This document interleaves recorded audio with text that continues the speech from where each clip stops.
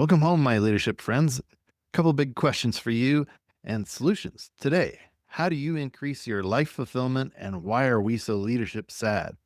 I believe you can find some purpose horsepower in how these questions are connected.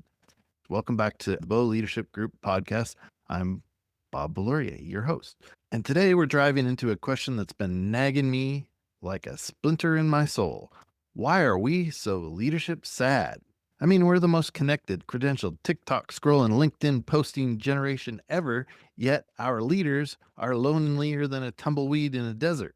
Our citizens are more cynical than a cat at a dog park, and our collective purpose, foggier than my glasses after a sauna. Grab your favorite mug, because let's unpack this with some heart, some humor, and a whole lot of hope.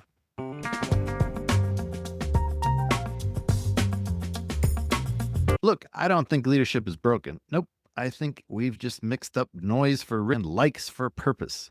We're out here chasing retweets like they're golden tickets, but purpose? That's not a popularity contest. It's a marathon. And I learned this the hard way when I took my purpose factor assessment recently. It hit me like this. Bob, your purpose is to build something bigger than yourself to improve the well-being of others. I kind of knew that. I sort of looked at it, but looking at that sentence right in front of me, sounds like I'm auditioning for a superhero flick, right? But then if I get real about it, you find fulfillment by wrestling with complex information. Translation, for me, I'm happiest when I'm knee-deep in big, messy, brain-busting ideas that don't have a quick fix. It's like God wired me to solve large puzzles while everyone else is playing Candy Crush. I've never really got into anything like Candy Crush. The Bible backs this up in Proverbs 4:7. Wisdom is the principal thing. Therefore, get wisdom, and with all thy getting, get understanding. That's satisfaction and fulfillment for me, and I think it is for most people. That understanding, when you get to that understanding level, that's my jam, digging deep, not skimming the surface. In fact, hi, how are you doing? I might answer back, fine, just because it feels like that person doesn't want to connect very deeply. It's not that I don't want to connect deeply with people. But here's a kicker. Our culture doesn't always reward that kind of rigor. We're too busy doom scrolling or clapping back to actually think. And that, my friends, is why we're leadership sad. We're leading with feelings, no facts. We're reacting to polls instead of standing on principles. And again, last episode, we talked about how important it is to participate in the democratic process, including polls and standing on principles. We're shouting louder instead of thinking deeper. It's like we're auditioning for a reality show called Who's the Loudest? And sometimes that translates to loudest leader. Spoiler in this, nobody wins when the leader's a loudmouth. So let's talk about one way to fix this, and it's not what you think. I'm going to throw it back to college. Not for the degree or the late night pizza runs, although I love pizza runs, but for the liberal arts. Hear me out. A good liberal arts education isn't just about landing a job. It's about learning to think like a scientist. McKinsey and Company, those fancy consultants that I often refer to, did a study in 23 that found leaders with strong critical thinking skills honed through disciplines like history, philosophy, literature are 30% more likely to drive innovation in their organizations. Why? Because they've practiced the scientific method of the mind. You don't just say, my idea is awesome. You ask, what if I'm wrong? That's called the null hypothesis, by the way. It's, from college stats, right? What is the opposite of what you think is true? Thank you very much to my stats class. You form hypotheses. This is one of the things I believe.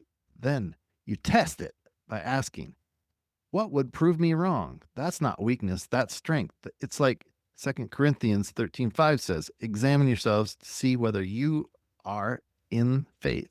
Test yourselves. When you lead with that kind of rigor, you're not just chasing ego, you're chasing integrity.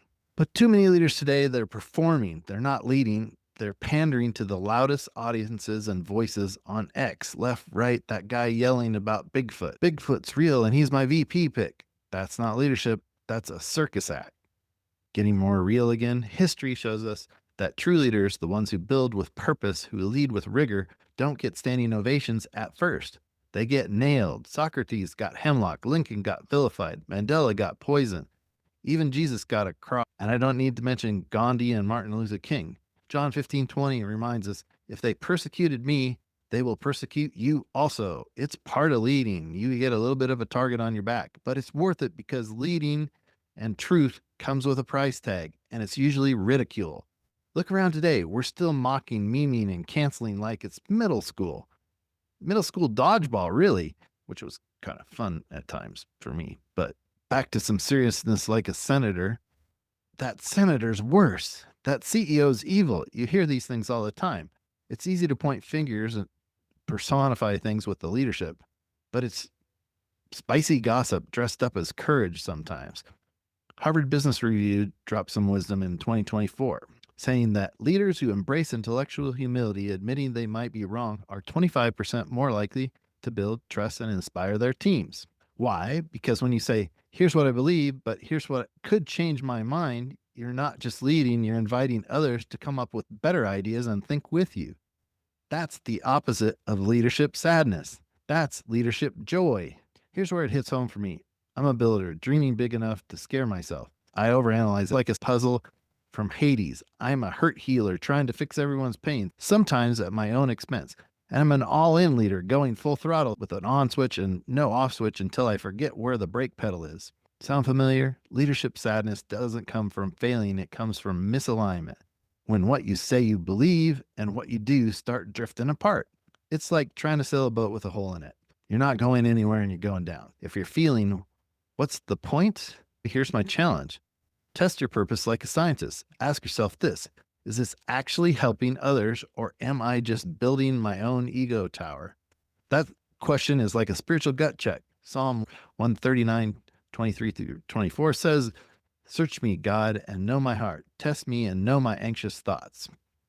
That's the kind of rigor that turns frustration into fuel. It's not about being perfect. It's about being honest. Here's the hope. Purpose isn't fragile. It's forged. It's built through rigor, humility, and the courage to be misunderstood. When you see a leader getting dragged on X, remember ridicule is just the echo of real conviction. Leadership sadness fades when we stop chasing easy applause and start chasing deeper thinking.